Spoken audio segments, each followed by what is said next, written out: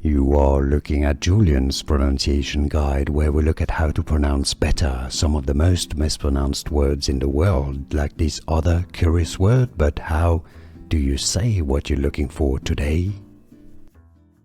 Let's learn once and for all how to pronounce this word once and for all correctly. If you want to learn more confusing names, vocabulary in English, or car brand names, stay tuned. I've got more videos for you pronounced in British English, in the UK as Ford. Ford. American English pronunciation is more as how to pronounce Ford. Ford is how the Americans say it. Ford is how the Brits say it. Can you hear the difference? Was this any useful? Let me know in the comments. Here are more videos on how to pronounce more confusing words and names too many mispronounced. Like this video if you found it useful. I appreciate your support. I'll see you soon and thanks for watching.